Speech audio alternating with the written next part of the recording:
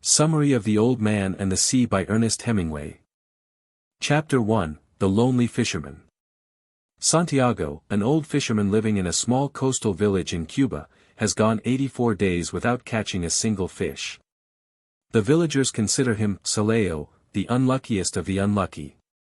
He lives alone in a humble palm-thatched hut, with a few worn belongings, a simple bed, a wooden table, a few rickety chairs, and a photo of his late wife on the wall, a distant memory of happier times. His body is thin, his skin weathered by years at sea. Though his face is lined with age, his eyes remain bright, still reflecting the vastness of the ocean. His loyal companion, a boy named Manolin, once fished with him but has been forced by his parents to join a more successful boat after Santiago's long streak of bad luck.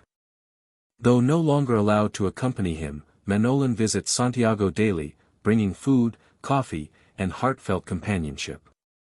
Their friendship transcends age and hardship, a deep bond between two souls united by their love for the sea and mutual respect.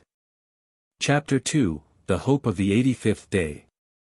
Believing his luck will change, Santiago sets out on the 85th day, venturing farther than usual, toward the strong current of the Gulf Stream, a place promising big fish. He prepares carefully like a seasoned warrior, checking his fishing lines, sharpening his harpoon, and wrapping sardine bait in dry banana leaves, despite his hands trembling from age. Manolin comes to help, bringing hot coffee and some bread, and reminisces about the old days when they caught fish weighing hundreds of pounds. Although worried, the boy cannot stop Santiago, only wishing him luck and watching with unwavering faith. At dawn, Santiago pushes his small skiff into the sea, quietly rowing past gentle waves. On the open water, he carries with him the memories of youth and a fierce belief that he is still a true fisherman.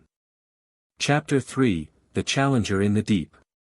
Reaching deeper waters, Santiago casts his lines with the patience of a seasoned hunter. Hours pass before a massive marlin bites, stretching the line taut like a stringed instrument. His boat is pulled far from shore, beginning a journey with no known end. He braces the line against his shoulders and grips it tightly with his roughened hands, enduring each jolt with aching muscles. The fish is powerful, relentless, and noble. Santiago estimates it to be over 18 feet long, a giant unlike any he has faced before. Their battle extends through the first day. Under the scorching sun, with hunger gnawing at him and his body fatigued, he does not let go. In his heart, he thinks of Joe DiMaggio, the beloved baseball player who played through injury, a symbol of strength and endurance. Santiago tells himself he must be the same, refusing to be defeated. Chapter 4, Enduring Pain with Persistence. On the second day, the marlin still shows no signs of giving up. It drags the boat tirelessly across the ocean. Santiago begins talking to it, no longer an adversary, but a companion, a fellow creature in a life-or-death struggle.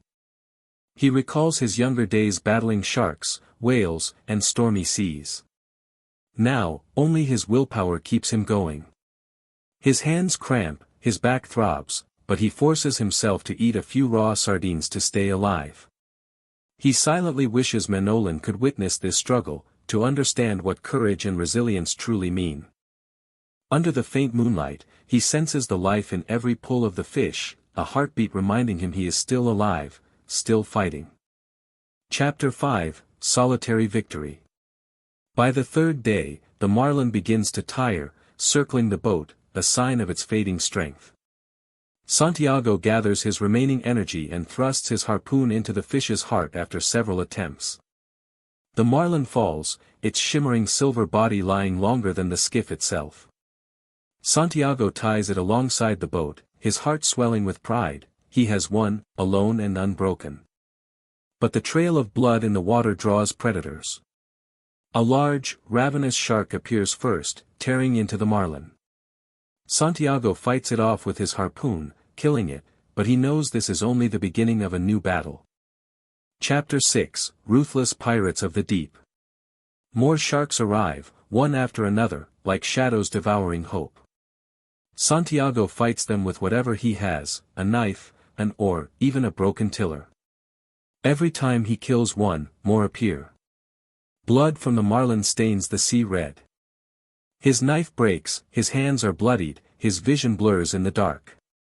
The marlin, his greatest triumph, is reduced to a skeleton.